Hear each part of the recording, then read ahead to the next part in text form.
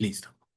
La clase pasada nosotros vimos sobre aprendizaje estadístico, ¿no? Como fundamentos del machine learning. Nosotros veíamos que todos los modelos de aprendizaje buscaban relacionar una estructura de datos, ¿sí? Si quieren, podemos nosotros, les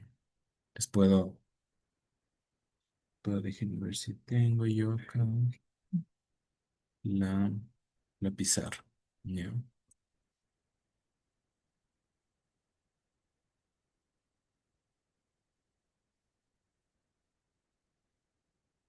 ¿Eh?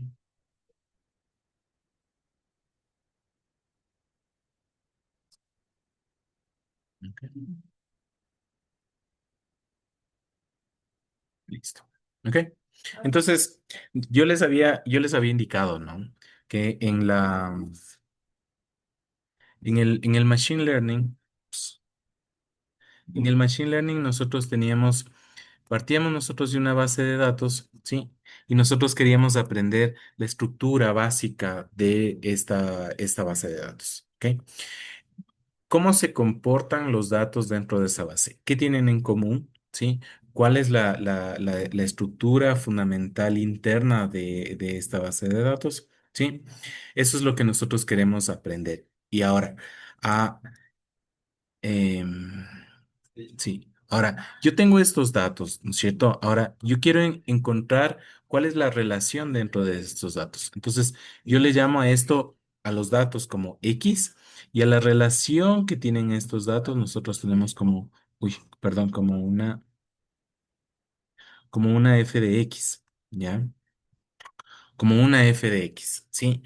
Lo que nos importa a nosotros es saber cuál es la forma que tiene esta f, ¿ya? Yo quiero saber cómo es esta f para yo poder saber cuál es la estructura de los datos, ¿ya? Si la f es tal vez una función lineal, tal vez si la f es una función cuadrática o muchas otras variantes que nosotros tenemos. La forma de la F es lo que nosotros estamos buscando aprender. Cuando nosotros hablamos de machine learning, eso es lo que nosotros queremos aprender. Queremos que la máquina calcule, que la máquina aprenda, y eso es lo que a nosotros le llamamos como aprendizaje de máquina. ¿Ok?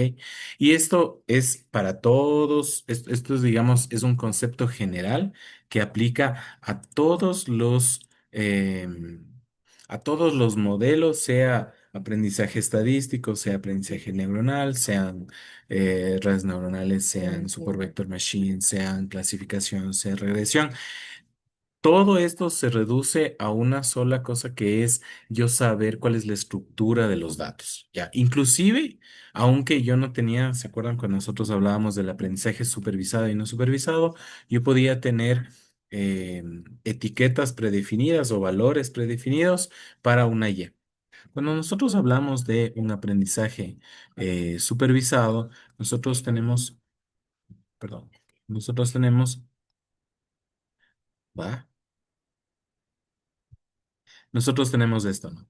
Tenemos que dividimos, estas son las X y estas son las Y, ¿ya? Entonces, digamos que nosotros queríamos predecir el clima, por ejemplo, ¿ya? Si nosotros queremos predecir el clima y saber si es que hoy va a llover o no va a llover, ¿cuáles tendrían que ser las X? Bueno, pues la temperatura, la cantidad de nubes, la velocidad del viento en un lugar en particular, cómo son los lugares que están más o menos cerca, la hora del día, etcétera. Y puede haber un montón de factores. Y la Y es cuánto va a llover hoy en un determinado lugar. ¿Ya? Entonces, yo voy a decir, en este caso, en este aprendizaje supervisado, que la Y es una función de X.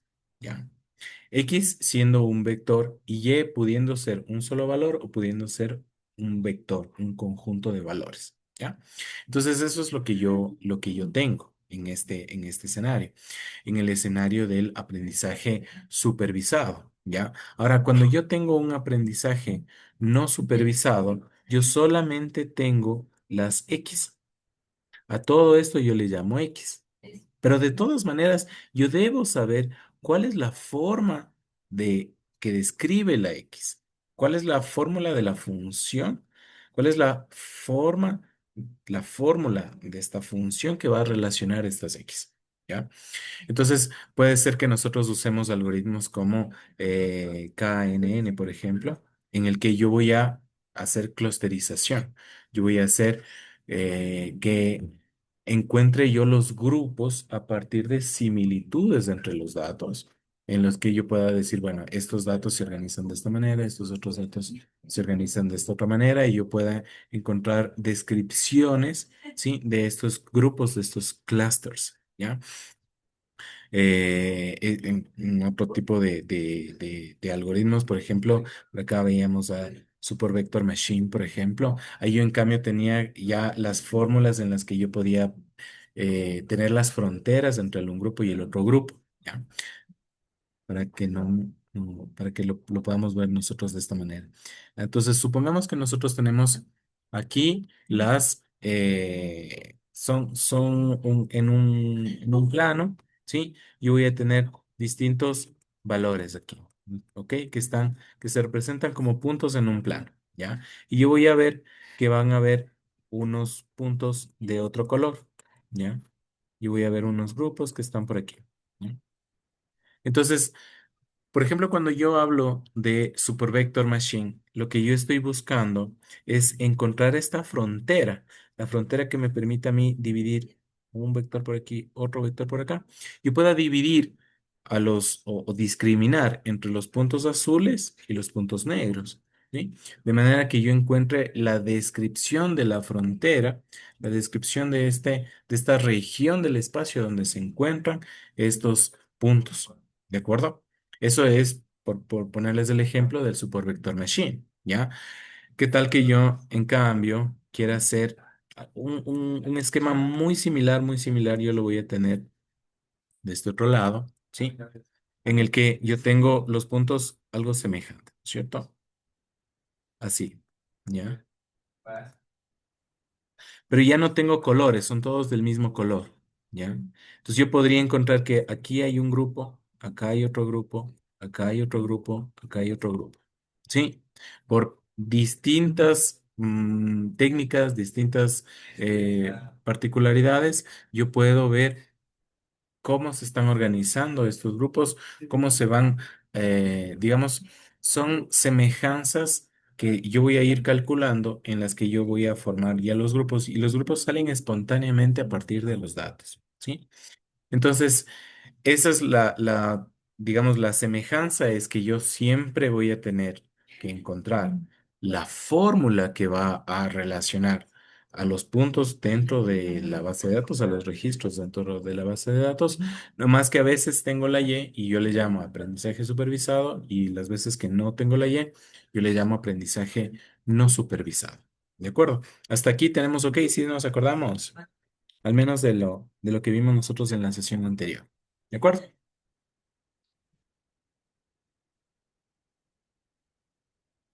Listo. Ahora, volviendo a lo que nosotros tenemos en las diapositivas, el error que nosotros tenemos es que vemos al Machine Learning como una lista de modelos. Ah, ¿cuántos modelos estudiaste en Machine Learning? Ah, yo estudié 7 y el otro estudia 15. Ah, yo soy mejor. No necesariamente, porque nosotros tenemos que entender cuál es la lógica detrás del Machine Learning. ¿Ok? El problema es que cuando nosotros vemos como una lista de modelos, no estamos construyendo una estructura conceptual unificada, ¿ok? Que eso es lo que yo les traía, ¿ok? Siempre yo quiero aprender la fórmula. ¿Cómo voy a describir, sí, la estructura de los datos? ¿Sí? ¿Ok? Entonces yo tengo los datos y yo quiero tener el modelo. ¿Cuál es la fórmula que describe a los datos? ¿Sí? Entonces en el aprendizaje supervisado, como les decía, yo tengo los puntitos blancos, los puntitos negros, yo trazo yo la frontera y yo puedo ver. Y a través de esa frontera yo voy a decir, de la frontera hacia el un lado voy a tener la una región, la de los puntos blancos, y la otra región, la de los puntos negros. ¿Ok? Ya en el aprendizaje no supervisado, más bien yo trato de ver los vecinos y los puntos que están más cerca, no la frontera que separa los negros de los blancos, porque no hay color en los puntos, sino que son todos puntos del mismo color, pero sí yo puedo ver eh, una afinidad entre los puntos que están más cercanos. ¿De acuerdo? Ahora, ¿qué es lo que yo voy a necesitar para encontrar la fórmula? ¿Sí? Yo voy a necesitar hacer un cálculo del error y de la función de pérdida, porque yo necesito evaluar si es que mi modelo es bueno o es malo para describir mi base de datos. ¿Qué tan bueno es? Depende esto de cuánto es el error y cuánto es la función de pérdida. ¿De acuerdo? Entonces, yo voy a tener esos escenarios. El primer escenario es el escenario del entrenamiento y después yo tengo unos datos nuevos, unos datos de prueba en los que yo voy a decir, bueno, ya con los datos de entrenamiento genero el modelo, ahora voy a ver qué tan bueno es este modelo con unos datos que no estaban en el entrenamiento. ¿Ya? Entonces yo tengo una función de pérdida y yo necesito saber qué tan bien está haciendo su trabajo el modelo tiene el trabajo, recuerden, de describir los datos. ¿Ok? Entonces, ahí se utiliza esta técnica que se llama Empirical Risk Minimization, en la que yo voy a sumar todas las pérdidas. Esto es el sumatorio de cuánto es mi función de pérdida para todos los puntos, los n puntos que tengo yo en mi base de datos. Y yo divido esto, uno divido para n para sacar digamos, el error promedio. ¿De acuerdo? Listo. Ahora, cada algoritmo de Machine Learning debe tener cinco cosas. La representación de cómo describimos nosotros los datos. La representación de información o la representación de datos es en sí mismo toda una disciplina, ¿sí? De lo que nosotros aprendemos en el Machine Learning. Hay gente que es especialista en representación de la información, en cuáles son las columnas o cuáles son los atributos que debe tener mi base de datos para yo poder lograr entrenar el modelo, ¿ya? Y eso en sí mismo, como les estoy diciendo, eso en sí mismo es una disciplina, ¿sí? Es una área del conocimiento, gente que se especializa en cómo representar la información. Es más, nosotros dentro del curso de recuperación de información vamos a ir enfocándonos mucho, le vamos a dar muchísima importancia a la representación de los datos, porque para nosotros los datos van a empezar a ser, por ejemplo, textos, ¿ya? Y los textos son de distintas maneras. Pueden ser mensajes en un foro, pueden ser tweets o posts de X, de las redes sociales. Pueden ser libros completos, pueden ser capítulos de libros, pueden ser todo lo que nosotros entendamos como un texto. Ahora, ¿cómo yo paso de ese texto a una representación? Les digo, eso vamos nosotros a aprender en este curso de recuperación de información y esto en sí mismo es una disciplina, ¿ok? Después, vemos nosotros que debemos tener un modelo, ¿sí? ¿Qué familia de funciones usamos? Pueden, como les decía, ¿no? Hay familias de funciones, pueden haber eh, una función lineal, una función cuadrática, puede ser una función logarítmica, una función exponencial o cosas más complejas, combinaciones de funciones, ¿sí? Por ejemplo, para los árboles de decisiones o para las redes neuronales ya lo vamos a ver, que son combinaciones de funciones sencillas, ¿sí? Que terminan siendo unas funciones bastante complejas, ¿ok? Lo siguiente es que nosotros vamos a establecer una métrica que le vamos a ver como pérdida, ¿sí? ¿Cómo nosotros vamos a medir el error, la función de pérdida? ¿Sí? Porque al ser un aprendizaje de máquina, lo que hacemos nosotros es lanzar un valor, medir la pérdida y luego cambiar los valores y ver si es que la pérdida aumentó o disminuyó y saber hacia dónde nosotros corregir este modelo. ¿De acuerdo? Asimismo, nosotros tenemos la regularización, es una métrica de cómo nosotros vamos a controlar la complejidad, ¿sí? Para que nuestro modelo no sea demasiado complejo. ¿Cuál era el problema de los modelos demasiado complejos? ¿Quién me quiere responder? ¿Quieren que les pregunte?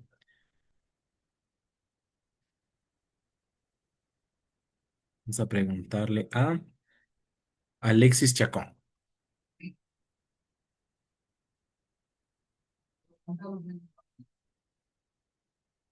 ¿Estás por ahí? Sí, dígame, mil disculpas. Oh, hola Alexis. Sí, sí, Em, a ver, cuéntanos, ¿cómo controlamos nosotros la complejidad cuando hablamos nosotros de la regularización? Queremos nosotros controlar la complejidad. ¿Por qué es malo que una función del aprendizaje de máquina sea demasiado compleja? puede ser referente a los costos computacionales que la misma solicite. No, va por allí la respuesta. ¿Alguien quiere que le quiera ayudar a Alexis? ¿O escojo yo? ¿Quieren que escoja yo? Porque se puede producir el overfitting. Exactamente, porque nosotros tenemos overfit, ¿ya? Entonces recuerden, nosotros tenemos esto en, por aquí, ¿ya? Si yo tengo una función demasiado simple, entonces miren cómo yo aquí en el ejemplo que les traigo, tengo yo una función lineal, gracias David, tengo yo una función lineal, ¿sí? Pero si ustedes se fijan, los puntos no se comportan linealmente, ¿ya? Por ahí hay alguna cosa diferente, ¿de acuerdo? Entonces yo podría pensar que es a lo mejor una función cuadrática, una función de tercer grado, ¿sí? Pero ¿qué es lo que pasa cuando yo tengo una función demasiado compleja? ¿Sí? Hace que haya un overfitting, que el modelo no sea un modelo general, sino un modelo demasiado específico para los datos con los que yo estoy entrenando. Eso no es algo deseable, porque ahí es cuando nosotros, nuestro criterio es que o lo que nosotros entendemos de esto es que el modelo no aprendió la regla general, sino cada caso específico. ¿De acuerdo? Se memorizó los casos. ¿De acuerdo? Entonces, todos los modelos, como yo les decía en la clase, tienen representación, modelo, pérdida, regularización. Ah, y me estaba faltando la optimización. ¿Sí? Si nosotros tenemos una solución cerrada, por ejemplo, para la optimización, o un gradiente descendente, que es lo que vamos nosotros a ver para la clase de hoy. Esto era solamente para que nosotros recordemos lo que vimos la clase anterior. ¿Hasta aquí tienen preguntas? No. Vamos con las redes neuronales. ¿Ok? Entonces, el punto de partida es que las redes neuronales no son algo diferente al aprendizaje estadístico, ¿ya? Sino que son algo específico, digamos una subdivisión de los modelos de Machine Learning, ¿ya? Son una extensión de este framework que he estudiado antes. Seguimos nosotros con estos cinco componentes: representación, modelo, pérdida, regularización y optimización. Todos los modelos de Machine Learning, sea en el aprendizaje estadístico o sea en el aprendizaje neuronal, tienen estas cinco características, ¿ok? Y para nosotros introducir el concepto de las redes neuronales, debemos recordar el concepto del perceptrón. ¿Quién sabe lo que es un perceptrón? ¿Quién me puede decir lo que es un perceptrón?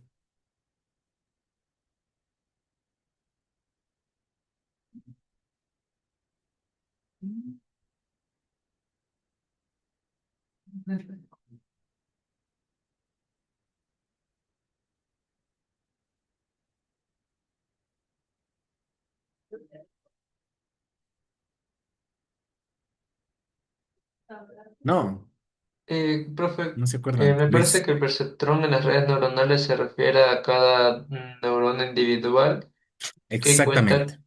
Ajá. Ujú. Sí, sí, pero ¿qué cuenta? O sea, me parece que es como que se tiene un sesgo, una activación y los valores de entrada o salida. Es como que para la red neuronal se tendría que ver si esta neurona se activa y mediante también se hace un sesgo como una nivelación para ver cuándo no se debe de activar. Algo así recuerdo. Muy bien. ¿Esto lo aprendiste en qué materia? Esto lo vimos muy por encima nomás en En Machine Learning, pero más lo había viendo investigado. YouTube, dice. Viendo YouTube. Sí, Entonces, había un buen video de descenso de gradiente, donde explicaban un poco cómo funcionaba. o sea, pero en descenso de gradiente ya deberías saber lo que es un perceptrón. Pero a ver, no importa, a ver. Vamos a ver lo que es un perceptrón. Entonces, pensemos en una red neuronal como un conjunto de neuronas, ¿ya? Pero ¿qué son estas neuronas?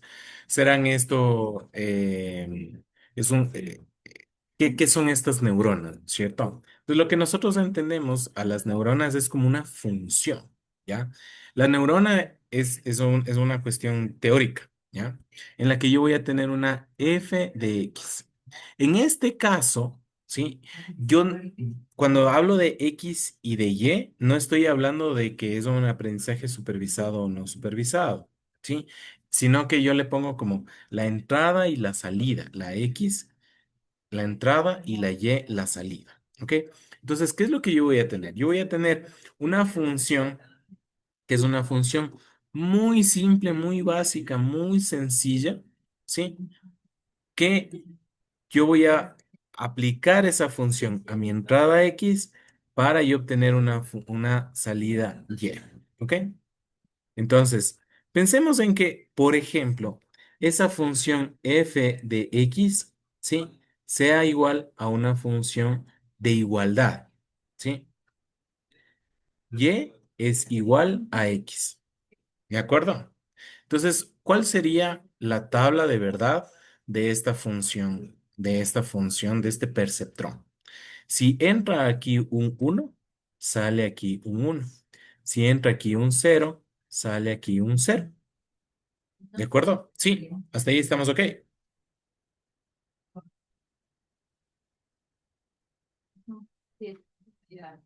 ¿Sí o no? Sí, chévere. Gracias.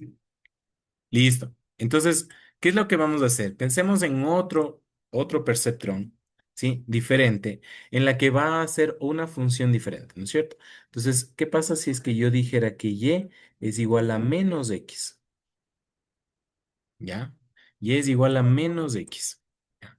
Entonces, ¿qué es lo que va a pasar con mi tabla de verdad? ¿Sí? Cuando la entrada es uno, la salida va a ser cero. Cuando la entrada es cero, la salida va a ser uno. ¿Ok? Y eso es lo que nosotros vamos a tener en el perceptrón. ¿Ya? No es algo muy complejo y ustedes me van a decir, ya, ¿y cómo hacemos esto? ¿Cómo pasamos de esto a visión por computadora? ¿Cómo pasamos de esto a modelos de lenguaje? Esto, o sea, los modelos de lenguaje tienen como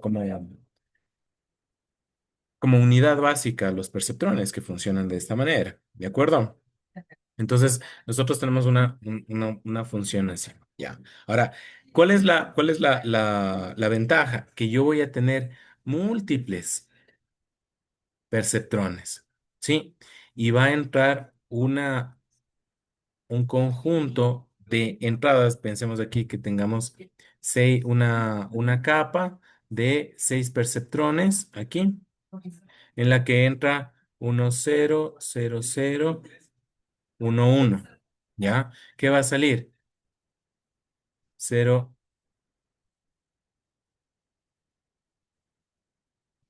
va a salir 0 1 1 1 0 0 la salida. ¿De acuerdo? Y así nosotros podemos ir haciéndole a esto más complejo. ¿De acuerdo? Ya. Entonces tenemos nosotros esto aquí. Esto es como la parte más básica. ¿De acuerdo?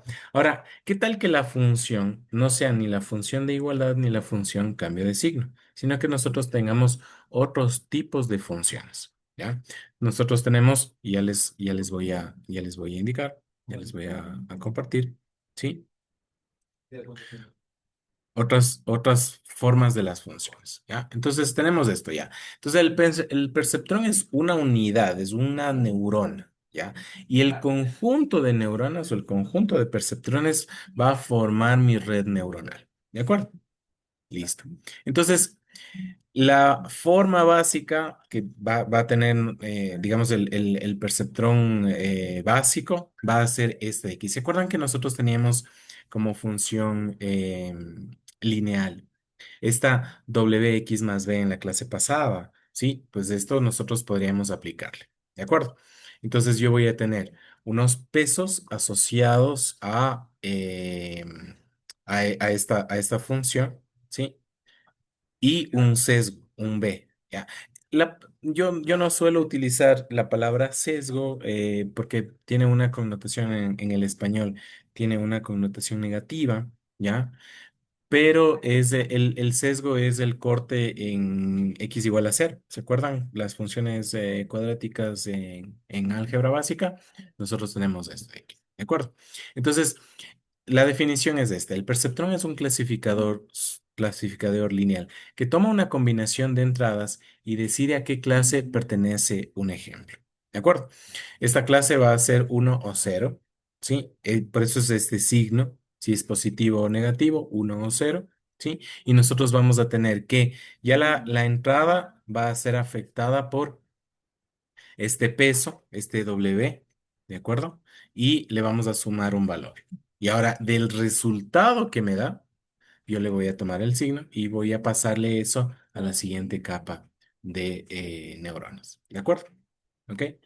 Entonces, como yo les decía, ¿no es cierto? La función lineal Wx más b define una frontera de decisión, que era lo que nosotros veíamos, por ejemplo, en los modelos lineales, en los que nosotros trazábamos una línea y a partir de esa línea nosotros decíamos, esta es la región de las bolitas blancas y esta es la región de las bolitas negras, ¿de acuerdo? Entonces, el perceptrón como tal no es diferente a otros modelos lineales. Es en sí un modelo lineal. ¿Ok? Se parece a la regresión logística en su parte lineal, que es Wx más b, pero la diferencia principal está en la regla de salida y en la función de pérdida. ¿De acuerdo? Entonces, ¿qué es lo que pasa? ¿Qué es lo que pasa cuando nosotros tenemos un perceptrón? Sí, es que nosotros, hay veces que tenemos nosotros las fronteras que no son lineales, como les ponía en el ejemplo anterior. Nosotros, para el caso que yo les muestro en la pantalla, necesitaríamos más fronteras, digamos, ¿ya? Necesitaríamos nosotros tener más fronteras para poder encerrar a los puntos blancos o a los puntos negros en este caso, ¿de acuerdo? Entonces, qué es lo que nosotros tenemos? Que el perceptrón usa una decisión abrupta, ¿sí? Pero cuando nosotros tenemos una regresión logística, tenemos una función más suave, ¿sí? No es tan drástica. Y les voy a presentar, la respuesta está acá, esto se ve mejor, ¿sí? Tal vez si nosotros lo podemos ver de esta manera mejor, ¿ok? Entonces, eso es a lo que nosotros le llamamos la función de activación. Cada perceptrón va a tener una función de activación o cada capa o cada red va a tener, pero a la final son funciones de activación em, que son del perceptrón, ¿no? Entonces nosotros tenemos, por ejemplo, esta función que se llama esta función paso, ¿ya? Que era la función que yo les decía, y es igual a x, ¿ya? Entonces, si y es negativo o es cero, en este caso, perdón, si x es cero, y es cero. Si x es uno, y es uno. ¿De acuerdo? Pero la frontera, ¿sí? Es muy drástica, ¿no es cierto? Entonces nosotros pudiéramos querer que sea diferente, ¿ya?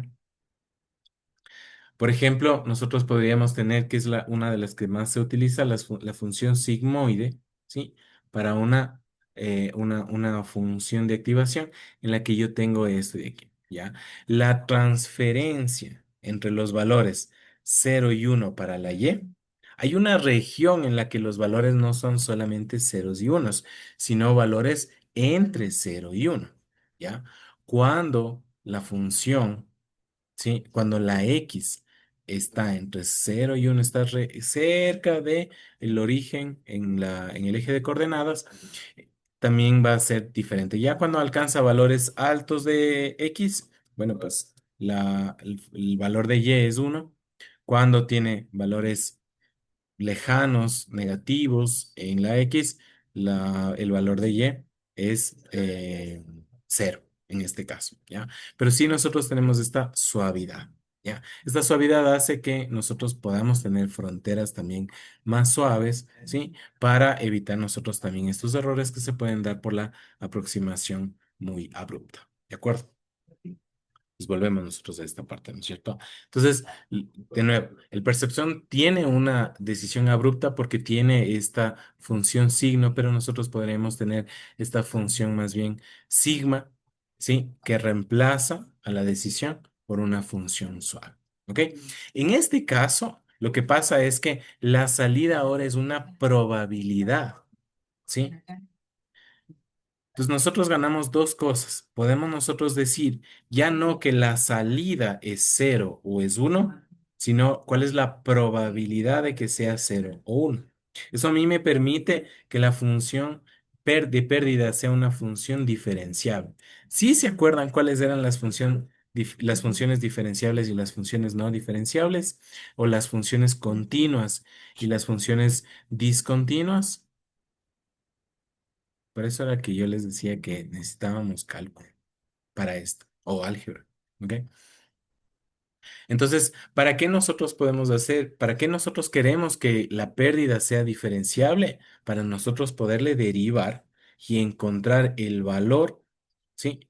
De cuál es el valor óptimo de los parámetros para nosotros tener una derivada igual a cero, ¿ok?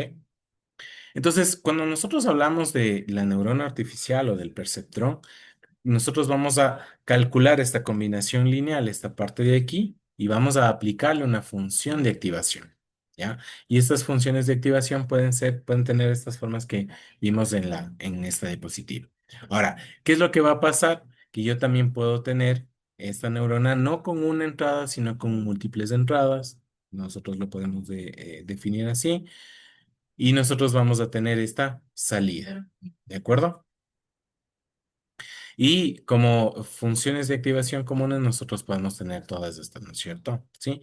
Eso es lo que ustedes le van a cambiar ya en la parte cuando ustedes van a programar las redes neuronales, en la que ustedes van a cambiar la función de activación. ¿Sí? Hay varias funciones de activación, entre las que ustedes seguramente, que mis estudiantes suelen acordarse más, están la sigmoide o la ReLU, ¿sí? Rectified Linear Unit. ¿Sí? ¿Sí ven la diferencia entre esta y esta? Si hay una diferencia entre esas funciones de activación. ¿Sí? Hasta aquí, muchachos. ¿Tienen preguntas?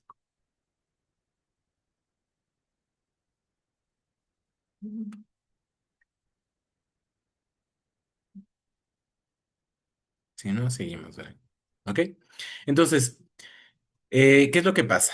¿Por qué nosotros necesitamos que las funciones sean no lineales? ¿Ya? Porque si nosotros apilamos, cuando decimos apilamos es porque las vamos a poner una a continuación de otra en la red neuronal. Bien. Nosotros si nosotros tenemos solamente combinaciones lineales de funciones lineales, el resultante sigue siendo una función lineal, ¿ya? En la que yo tenga esto digamos, por propiedad de la propiedad asociativa, si se acuerdan de la propiedad asociativa. Entonces, fíjense que, por ejemplo, nosotros vamos a tener la primera neurona, va a tener los pesos W1 y el vías B1, ¿ok? Entonces, nosotros tenemos este de aquí, ¿ya? Si esta es la salida del primer perceptrón o de la primera capa, ¿sí? Nosotros vamos a tener esto que va a ser la entrada, que va a ser multiplicado por los pesos de la segunda capa, W2 y B2, ¿de acuerdo? ¿Sí? Entonces nosotros podemos esto, este, aplicar la ley distributiva y nosotros vemos que de todas maneras X está siendo afectado por una función lineal. Entonces el resultado de una pila de funciones lineales es también otra función lineal. Entonces por eso es importante que nosotros pongamos activaciones no lineales, ¿sí? Porque cuando nosotros tenemos múltiples capas que son lineales, que solo son lineales, no aumentan realmente la expresividad del modelo. Entonces, esta no linealidad es lo que permite aprender fronteras y funciones complejas. Es lo que yo les indico. ¿Ok? Entonces, seguimos de una neurona a una capa de neuronas. Nosotros ya no vamos a tener una sola neurona, sino múltiples neuronas, ¿sí? Y vamos nosotros también a ver que las neuronas tienen una topología. Una topología es, perdón, las redes neuronales van a tener una topología. La topología de una red se llama a la estructura que tiene, la forma que tiene la red neuronal. Sí, que puede ser en este caso, por ejemplo, cuántas neuronas tiene al inicio, cuántas neuronas tiene al final y cómo están estas conectadas. En este caso, el ejemplo que yo les pongo es un ejemplo en el que todas las neuronas de la capa primera se conectan a las de la capa segunda. Pero en esto no siempre es así. Hay veces que yo debo tener, no todas las neuronas se conecten de una capa con la siguiente, sino que yo tengo que descartar ciertos resultados porque después mi red se termina siendo muy compleja y yo no tengo digamos, una ganancia en el performance, en la expresividad o en el modelo que amerite este gasto. ¿Ok? Una capa contiene varias neuronas que aprenden diferentes transformaciones de la misma entrada. ¿Ok? Entonces lo que yo voy a hacer es que en cada capa yo voy a ponerle valores diferentes porque veamos nosotros aquí que los pesos van a ser ligeramente diferentes en cada neurona de cada capa. Los días también van a ser en cada neurona de cada capa van a ser diferentes, de manera que yo pueda encontrar los diferentes caminos, ¿sí? Que me lleguen a una solución que yo estoy buscando. ¿De acuerdo? Entonces, ya pasé de una capa, perdón, de una neurona a una capa de neuronas, a un conjunto de neuronas. Ahora voy a tener yo un conjunto de capas, ¿ok? Entonces, yo tengo una capa de entrada, una capa de salida para la Y, ¿sí? Y yo tengo lo que se llaman como hidden layers o capas ocultas. Las capas ocultas no es que estén, digamos, o sea, no es que se las oculte por alguna razón, sino que son las que no tienen acceso las, digamos, del usuario, ¿no?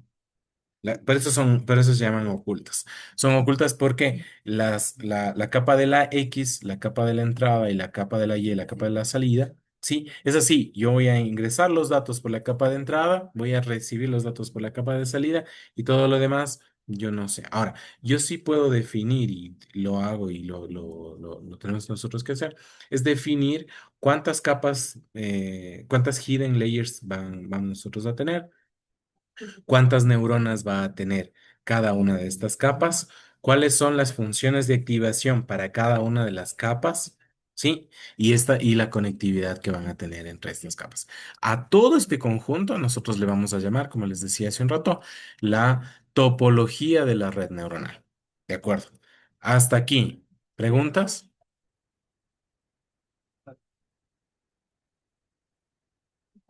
Seguimos entonces. ¿Ok? Listo. Entonces,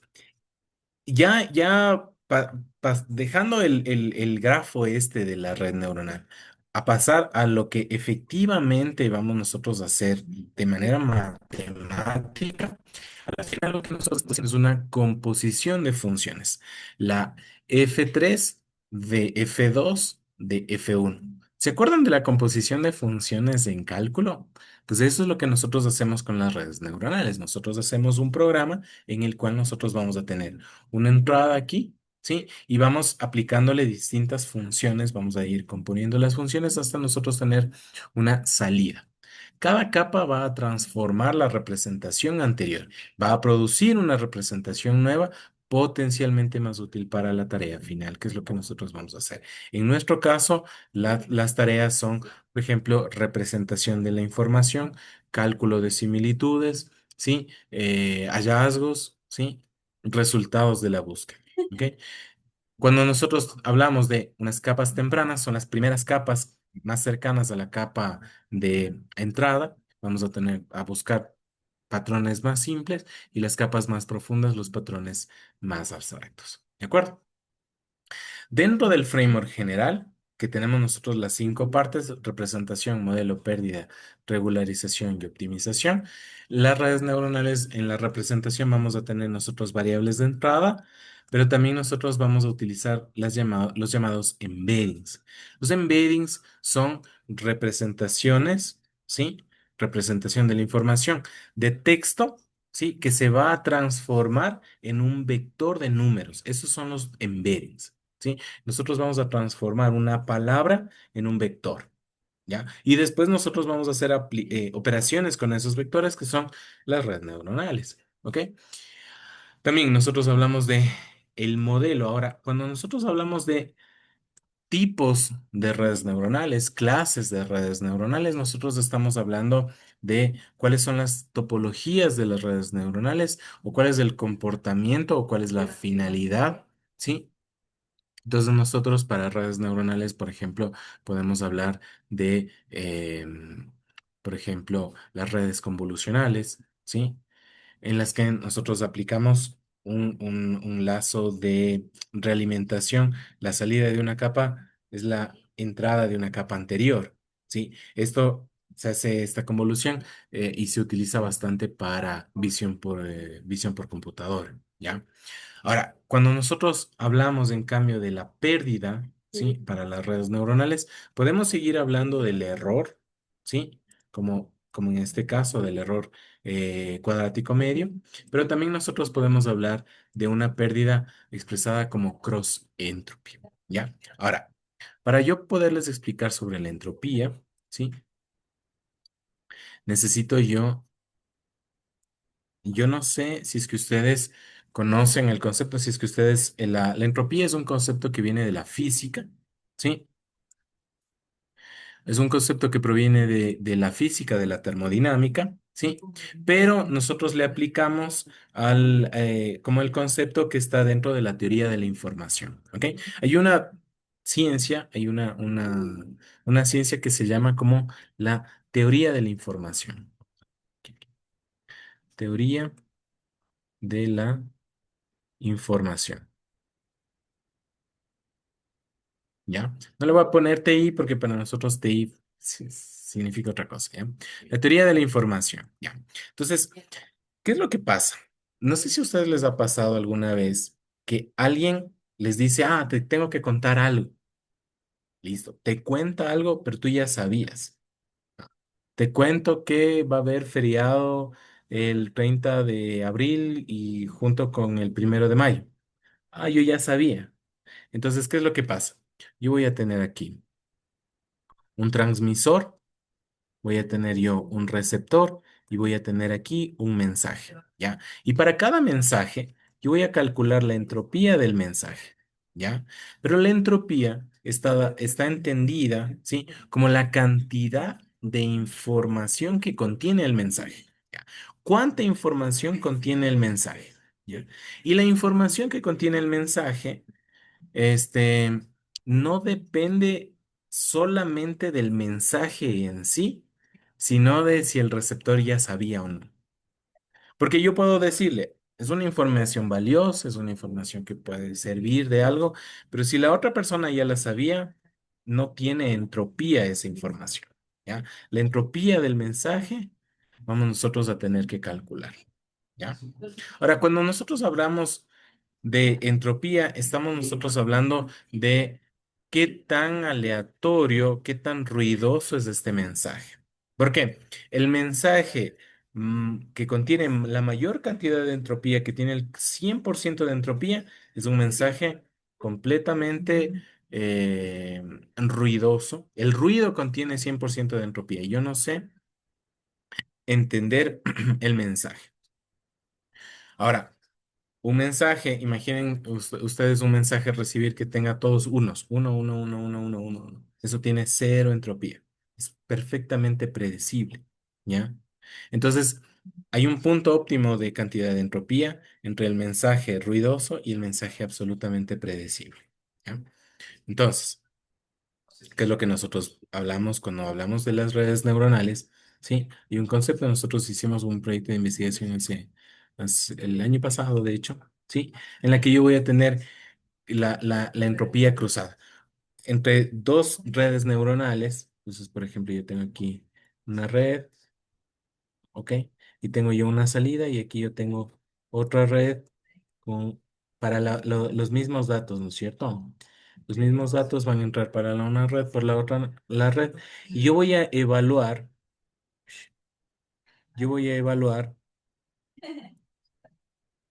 Para estos dos mensajes de salida, ¿cuál va a ser?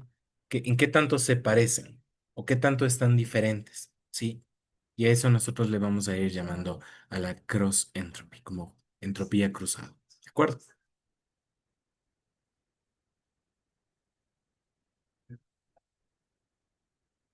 Pues seguimos. Ahora, cuando nosotros hablamos de la regularización, ¿sí? Estamos nosotros hablando, por ejemplo, de lo que se llama el dropout. ¿Se acuerdan que yo les decía que había una configuración de las redes neuronales en las que yo decía cuánto de los pasos que voy dando tengo que ir sacando, tengo que ir descartando? A eso nosotros le vamos a ir a llamar como dropout, ¿ya? Entonces, este dropout es quitar la información porque después se hace una información muy grande y no es bueno, no, eso afecta negativamente a la precisión de un modelo, aumenta el error. Y yo también tengo otra cosa que se llama es como el weight decay, ¿ok? Entonces, para cada capa, para cada neurona, yo voy a tener unos pesos y estos pesos van a tener que, digamos, van a necesitar un decay, una disminución. Entonces, esto también nosotros le vamos a ir configurando. También hay el early stopping, que es que cuando yo he alcanzado un nivel de precisión o de exactitud de mi modelo, ya no entreno más, ¿sí? Yo le configuro, por ejemplo, para entrenar, digo, esto tiene que entrenarse durante, no sé, 500 épocas, ¿ya? Y para la época 300 yo ya no tengo que entrenar más, entonces yo ya hago un early stopping.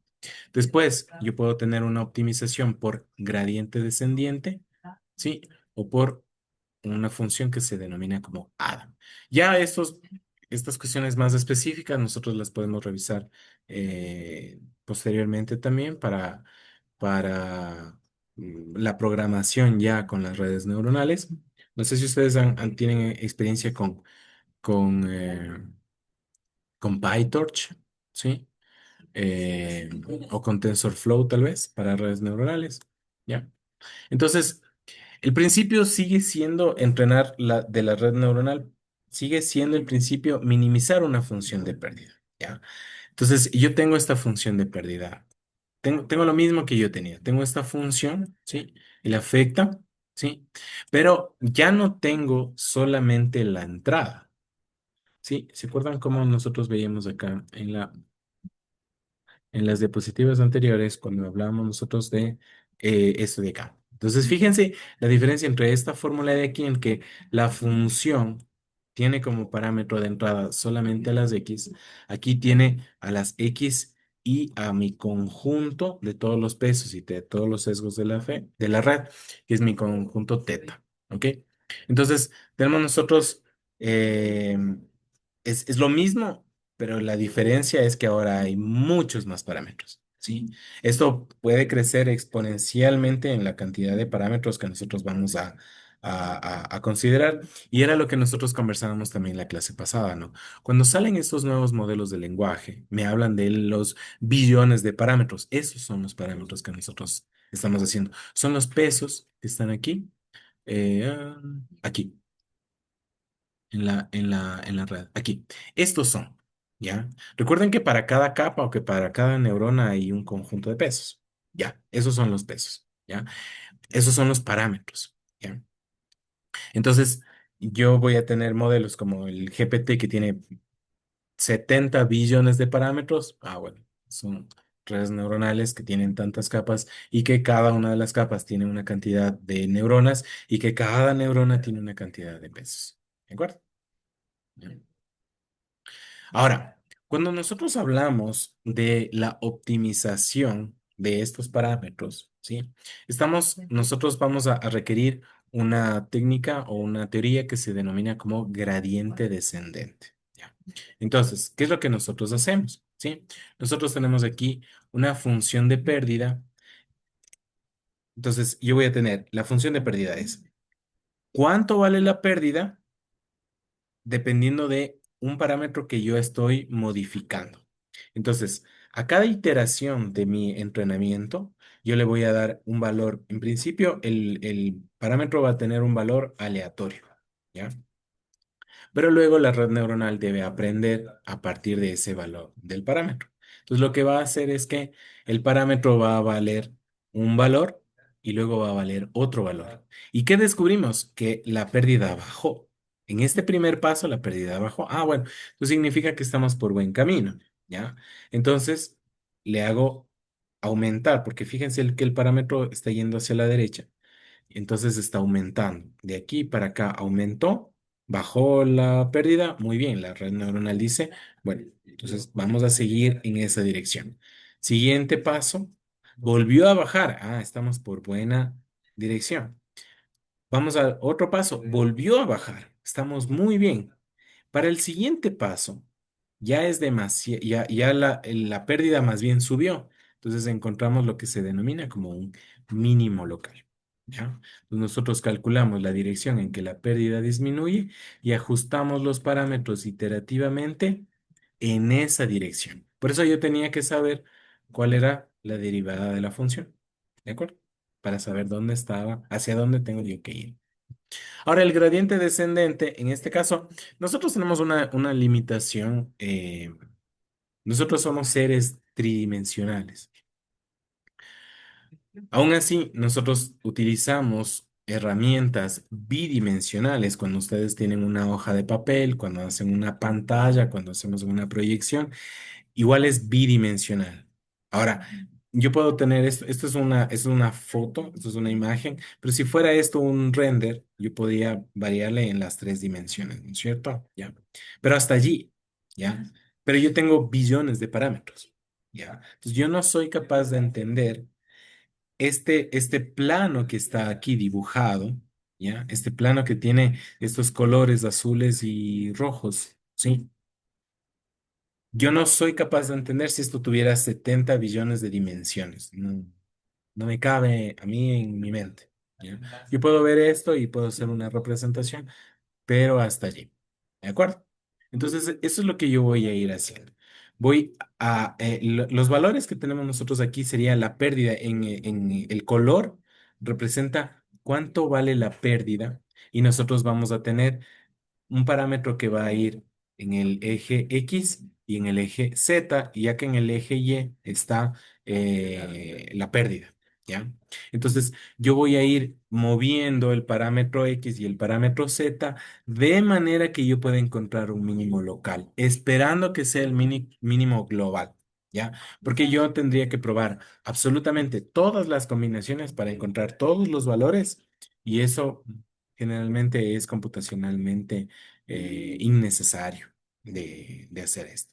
¿De acuerdo? Entonces, yo tengo esta ruta en la que voy cambiando los valores de los parámetros, viendo que la pérdida cada vez sea menor hasta yo poder encontrar mi valor de la pérdida, ¿sí? Y tener una pérdida mínima. ¿De acuerdo? Otra cosa que nosotros también tenemos es que es la backpropagation, ¿ok? Entonces, vamos a hacerla así, ¿no es cierto? Entonces, va a haber una información. Entonces, aquí nosotros vemos cómo la información va de izquierda a derecha, desde la capa de entrada hasta la capa de salida, ¿de acuerdo? Entonces, en el backpropagation es cuando una neurona le informa a una neurona anterior una información. Entonces, les voy a indicar. Dice. Backpropagation es un procedimiento eficiente para calcular derivadas en funciones compuestas. Una red es una composición de capas, ¿sí? Y nosotros sabemos que es una composición de funciones, ¿ok? Entonces, para nosotros entrenar esta red neuronal, necesitamos el gradiente de la pérdida respecto a cada parámetro, que es lo que nosotros tenemos aquí, ¿no es cierto? Y la backpropagation aplica la regla de la cadena para esta derivada, para este gradiente de la pérdida. ¿De acuerdo? Por eso, de nuevo, es importante que se acuerden del cálculo, muchachos, porque si no, no vamos a poder entender esto. ¿De acuerdo? Entonces, qué es lo que nosotros vemos? Es que este backpropagation es lo que nosotros vamos a indicar. Yo ya encontré una, un valor de una pérdida y yo voy a indicarlo esto a los valores anteriores para que nosotros podamos encontrar de mejor manera la pérdida en cada capa, ¿no es cierto? Ahora, Lo mismo nos va a pasar en que yo puedo tener una red neuronal muy flexible y que puede aproximar funciones complejas, pero también puede ser que yo caiga en lo mismo que tenía en el problema anterior, que era el overfitting, ¿ya? Por eso también es importante nosotros que tengamos eh, lo que veíamos en la clase pasada, que era la cross validation, ¿ya? En la que yo haga la validación cruzada entre el conjunto de entrenamiento que yo lo dividía en segmentos, ¿sí? Para yo poder hacer, eh, digamos, el entrenamiento sin overfitting, tampoco sin underfitting, porque las pérdidas serían demasiado grandes, ¿ok? La última, nosotros tenemos esta regularización en las redes, aunque me falta Sí, la regularización en las redes, que era la técnica que es el weight decay, que es para nosotros poder penalizar los pesos grandes. Cuando son los pesos muy grandes, hace como que haya una capa principal y las otras no sean tan importantes, y eso no es bueno porque no nos permite a nosotros generalizar las redes neuronales. También tener el dropout, que son descartar los datos, apagar las neuronas aleatoriamente, ¿sí? Y el early stopping es el de tener, como les decía, es de tener el entrenamiento antes del sobreajuste, ¿sí? El objetivo es que nosotros controlemos la complejidad de la red para una mejor generalización, ¿ok? Para finalizar, nosotros recordamos, ¿no? El perceptrón es el punto de partida, es un clasificador lineal, es una neurona, ¿sí? Esta neurona va a tener una activación no lineal. La red neuronal va a combinar estas neuronas en capas, ¿sí? Y las redes neuronales se van a caracterizar más por su topología que por otra cosa. Y el entrenamiento sigue siendo un problema de optimización de pérdida, igual que en el aprendizaje estadístico, ¿ya?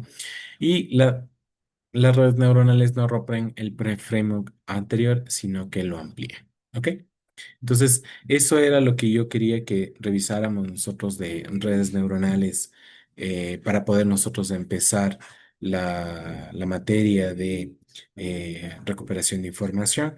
Y me gustaría que ustedes me cuenten si tienen preguntas, si es que esto lo habían visto en las clases anteriores. Les escucho, muchachos.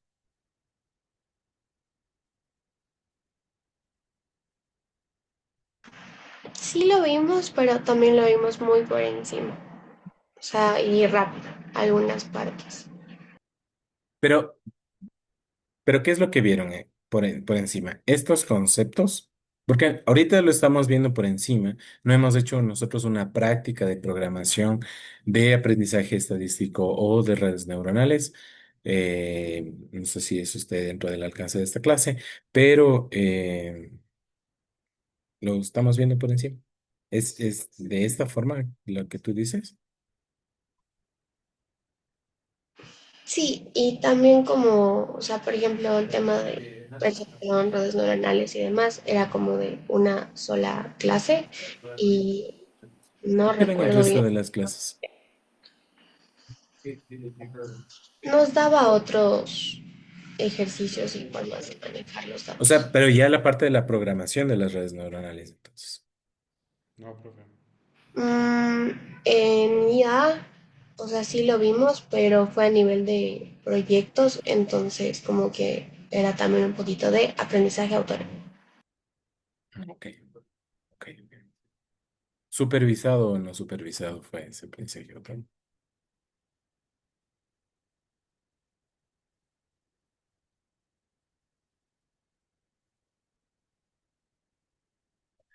ok, ok. Ok. Bueno, muchachos, entonces, a ver, qué es lo que yo quiero que hagamos a partir de ahora? Yo les voy a dejar en el aula virtual unos ejercicios a ver si es que ustedes ¿cómo sería? Vamos a reforzar esto del Machine Learning. Entonces, ¿qué es lo que nosotros vamos a hacer? Ya, voy a dejar de compartir, ¿ya? ¿Ok? Uy, era esto. ¿Ya? ¿Ya? Entonces, ¿qué es lo que vamos a hacer? ¿Ya? Para que ustedes tengan ya más claro, o sea, para que ustedes no tengan este problema que ustedes dicen de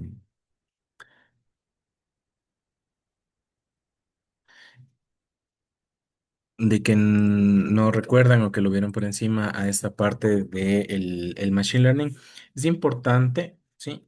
Que ustedes hagan ejercicios, ¿ok? Porque ustedes van a aprender haciendo.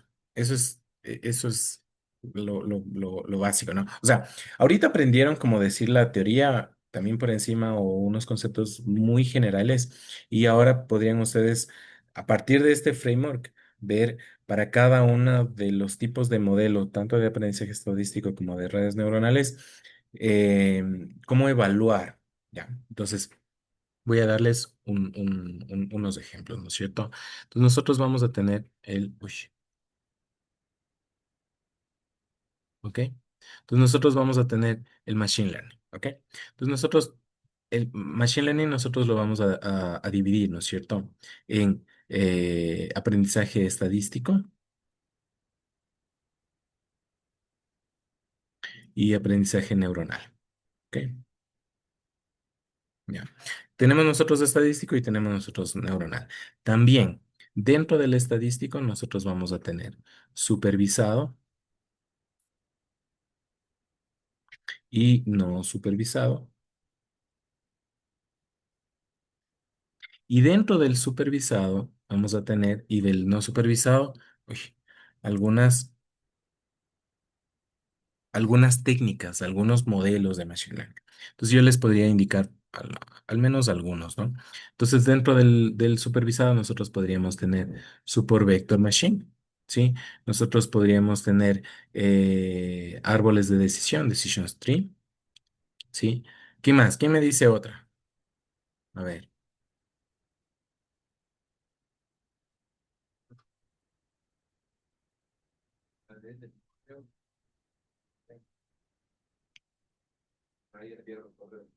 ¿quién me dice? A ver, vamos a ver si están atentos, ¿ya? ¿Qué tal Edison Quispe? Hola Edison,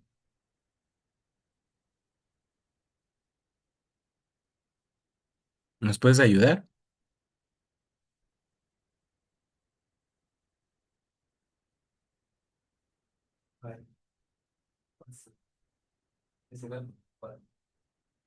Mm. Desde Hola, hola Edison. disculpa,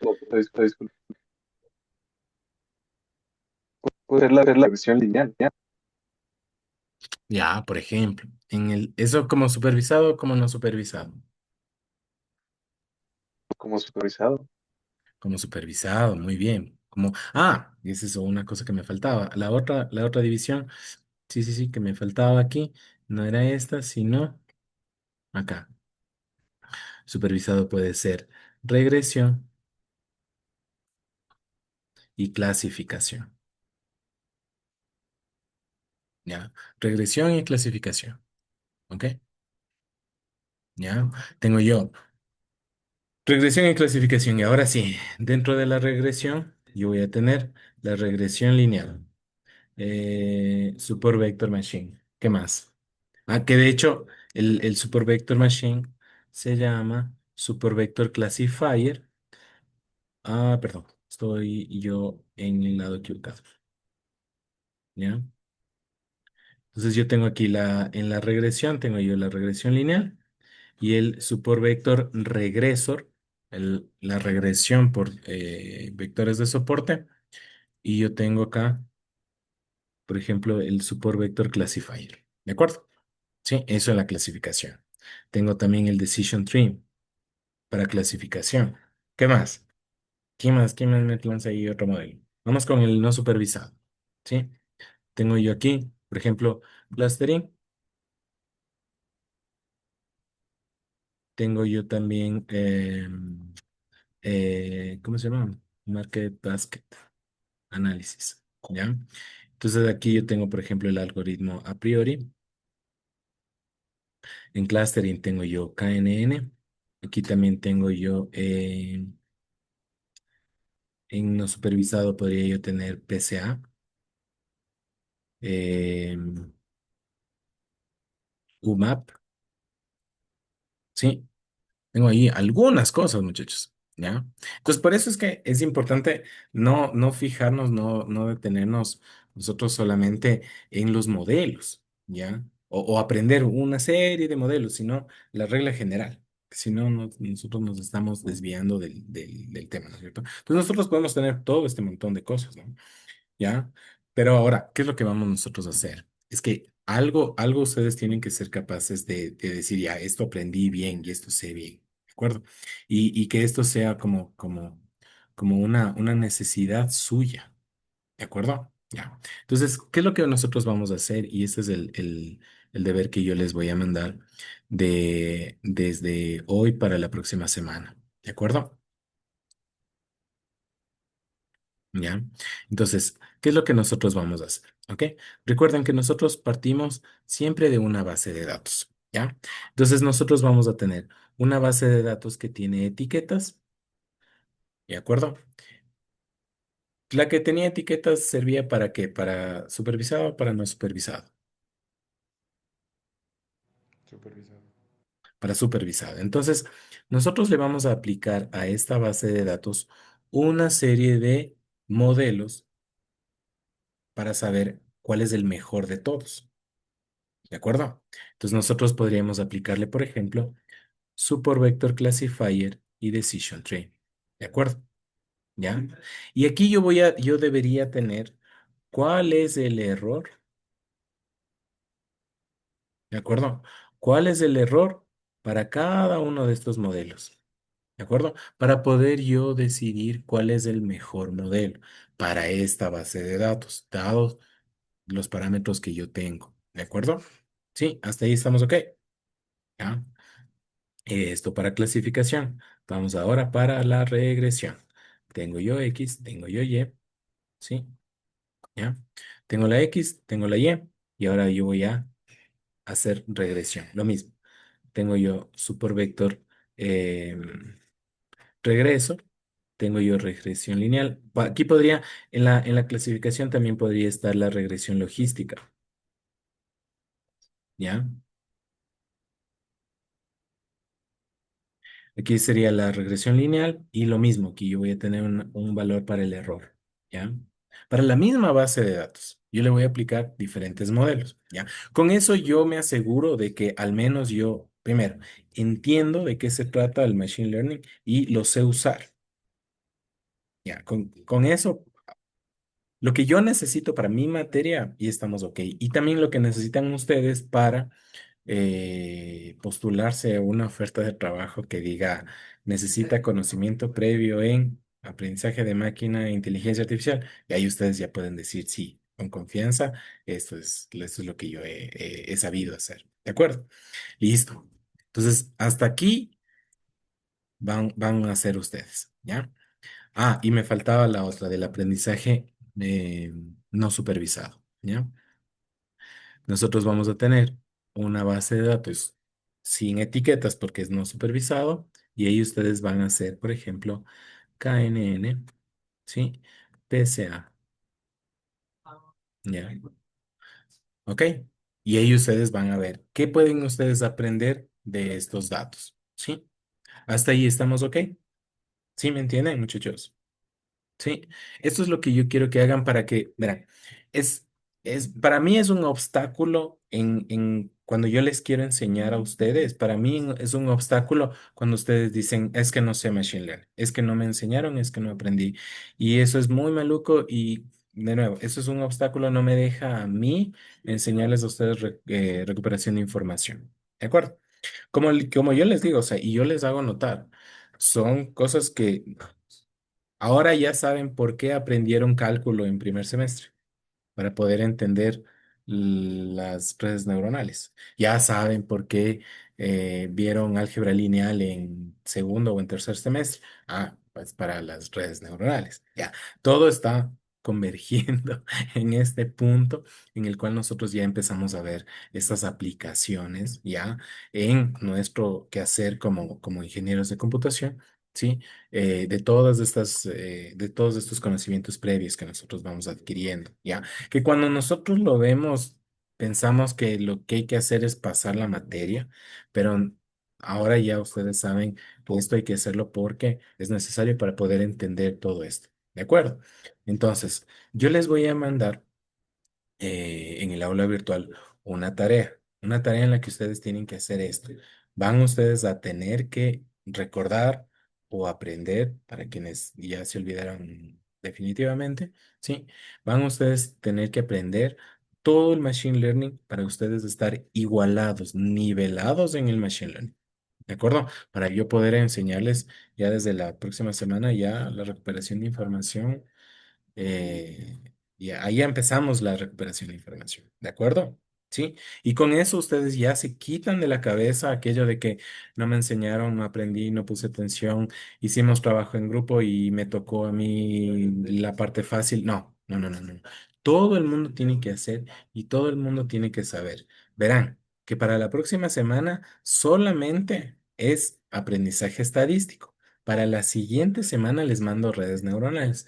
Y ahí van a ver lo que es bueno, muchachos. Ahí ustedes van a ver lo complejo que es entrenar una red neuronal. ¿De acuerdo? ¿Estamos de acuerdo, muchachos? O sea, es algo que yo quiero que ustedes eh, lo hagan con gusto, lo hagan con gusto, aprendan ustedes para que ya se quiten y deje de ser más bien como un faltante, como una debilidad en parte de ustedes de que, de nuevo, no aprendí, no me enseñaron lo que sea, sino más bien es una fortaleza. Ah, no, no. Si bien no aprendí en ese momento, ahora sí, yo ya me di el momento como para aprender bien y yo saber bien, y ahora sí es una fortaleza y es algo en lo que yo me siento confiado. ¿De acuerdo? ¿Estamos de acuerdo, muchachos?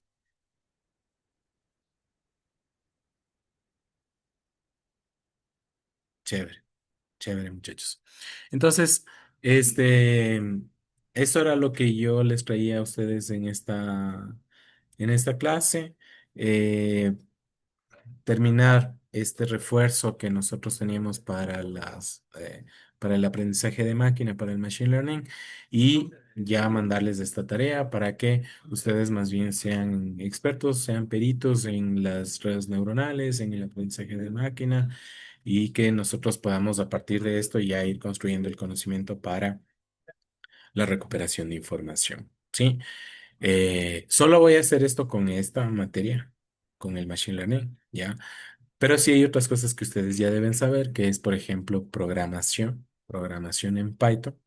Esto, yo veo que no es necesario que volvamos a hacer Hola Mundo en Python y cómo se hace un for y cómo se utiliza la librería Pandas. Esto no debería ser necesario, ¿ya? Si alguno de ustedes considera que sí es necesario, por favor, revísenlo esto. Lo mismo bases de datos, por ejemplo, ¿sí? Hay unas bases de datos que sí, a lo mejor, que se llaman bases de datos vectoriales, que lo más probable es que ustedes no las hayan visto. Eso sí, yo les enseño, es parte de mi materia. Eso, muchachos. Entonces, con ustedes nos vemos el día lunes. Les dejo entre hoy y mañana la tarea en el aula virtual. Más o menos la forma de llevar la asignatura es que yo siempre les voy a dar una semana para hacer los deberes. Entonces yo les mando hoy y ustedes lo presentan hasta el próximo miércoles. Si yo les mandaba el lunes, tenían hasta el lunes. ¿De acuerdo? Eso, muchachos. Entonces, nuevamente yo les agradezco por esta clase y nos vemos entonces el día lunes. ¿Listo? Que tengan buena semana. Profe, una consulta. Las grabaciones de las clases las sube el mismo día, porque la anterior ya está, pero no sé si Sí. está también hoy o cuándo va a estar. Sí, hoy o hasta mañana. No debería yo demorarme más que eso. Ok, gracias. ¿Ok? Listo. Eso también, muchachos. Les aprovecho y tengo que decirles, muchachos, tienen que suscribirse a mi canal. Sí, para que estén atentos también de los videos. No, porque primero, o sea, para yo tener el link, tienen que primero subirse al YouTube y ahí les va a llegar la notificación de a qué momento está disponible el video. Eso, muchachos. Entonces, nuevamente les Dije, agradezco y nos vemos. Dígame. El tema de las diapositivas las puede colocar en el aula virtual, por favor, o para que las Sí, sí, podamos. ahí están. Y van a estar allí y las de las siguientes clases ya de recuperación de información. Sí, sí, ya les subo. Ya, listo, gracias. Listo. También, una cosa, me preguntaron de la evaluación al final de la clase pasada. Eso está en la hoja guía. En la hoja guía de la asignatura, ahí está. Nosotros tenemos examen, deberes, proyecto y taller. ¿Ya? Entonces, eso es lo que nosotros hacemos. Se cumple el reglamento, no nada se pasa del, del ¿cuánto es el reglamento? 35%. Lo que sí hacemos es que ahí dice, por ejemplo, cuánto les pongo a ustedes yo en tareas, pero no les mando una tarea al bimestre, mando todas las semanas. Entonces, ahí sí ya terminan siendo, en la práctica terminan siendo entre 5 y 6 deberes por el bimestre, más o menos uno semanal. Eso. Y entonces yo saco el promedio y ahí yo les pongo esa nota. Eso, muchachos. Entonces, que tengan un buen resto de semana. Gracias, profe, hasta luego. Hasta luego.